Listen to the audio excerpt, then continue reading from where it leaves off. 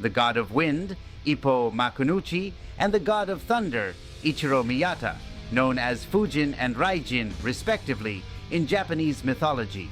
The story behind these two mythological beings is fascinating, and it fits perfectly with both boxers. It's very likely that Morikawa, the author of Hajime no Ippo, gave them these nicknames for a deeper reason, one he didn't want to spoil too early. Let me explain why, and how everything seems to have been destined from the very moment these nicknames were given. Let's start with Fujin, the god of wind.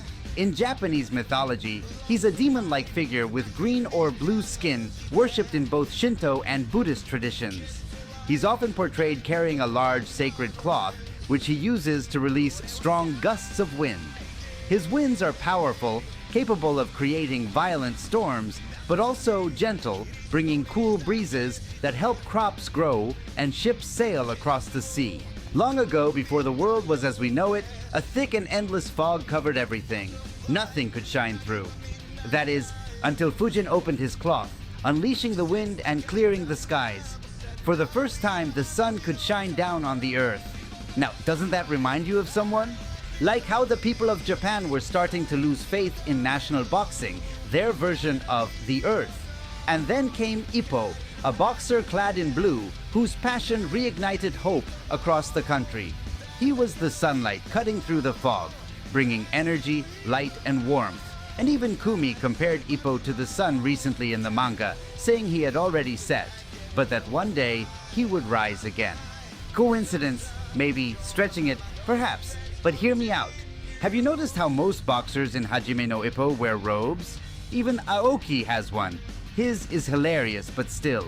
Almost all of them do, except Ippo. He wears something much simpler, a towel, always hanging around his neck before every match. Now look at Fujin. His most iconic feature is the cloth he carries on his back, the one that channels his divine wind. Is that towel just a towel, or is it his symbolic mantle? Now let's move to Raijin, the god of thunder. In mythology, Raijin is a red-skinned demon who carries a circle of drums, taiko, around his back. He strikes them to create the sound of thunder. Now think about the details. Even if it's never said directly, everything starts to line up. Miyata, the OPBF champion, fights in red.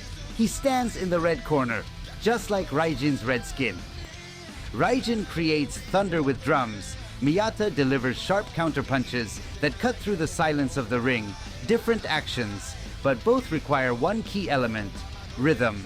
You need rhythm to play an instrument. You need rhythm to counterpunch. In both cases, you rely on timing, practice, and flow. And that rhythm defines both Raijin and Miyata. So there you have it. Two deities, two fighters, and striking parallels between them. But the story doesn't end there. Just like two puzzle pieces that perfectly fit together, so did Fujin and Raijin. Legend says that they were once great friends. Together, they would create the perfect storms, winds and thunder in harmony.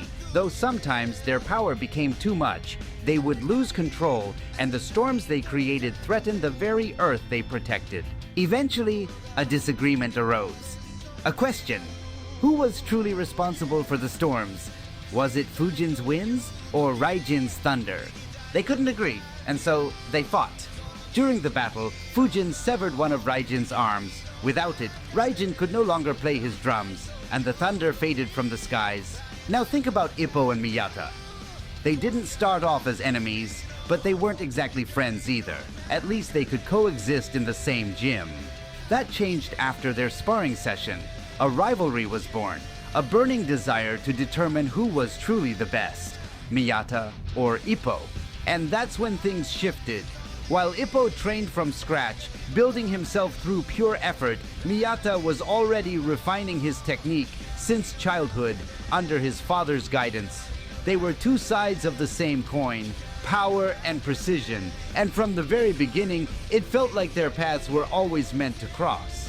That official match never happened because Ippo retired, and with his retirement, Miyata lost something vital: his motivation. The thunder of his counters just didn't sound the same anymore.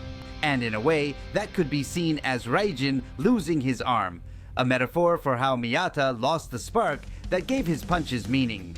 Years later, the gods reconciled. Amaterasu, the sun goddess of the same mythology, gave Raijin his arm back. He could drum again. Thunder roared once more, and together, Raijin and Fujin summoned incredible storms. Amaterasu holds deep cultural meaning in Japan. She's the embodiment of light, harmony, and rebirth. And maybe, just maybe, Ippo carries a piece of that too. Ippo isn't just the wind god. He's also been depicted many times as a sun, a guiding light, someone who illuminates the path of others. So if Ippo ever returns to boxing, maybe he'll no longer be just the wind god. Maybe he'll become something even more powerful, a source of light. He could reignite everyone around him. He could bring back Miyata's thunder, give him back his missing arm, help him recover what he lost. Motivation is a powerful thing, and Ippo's presence might be all it takes to make Miyata's counters roar like they once did. A perfect storm isn't just chaos, it's balance, timing, everything falling into place. Maybe Ippo and Miyata were never meant to clash as boys. Maybe it's only now, with years of experience, pain, and growth, that they're truly ready.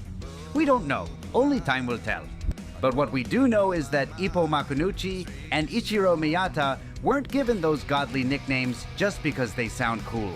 Thanks for watching. I'll be uploading another video soon, diving deeper into Ippo's journey and how it ties into everything we've discussed here. Make sure to subscribe so you don't miss it. Good night, and leave your thoughts in the comments below.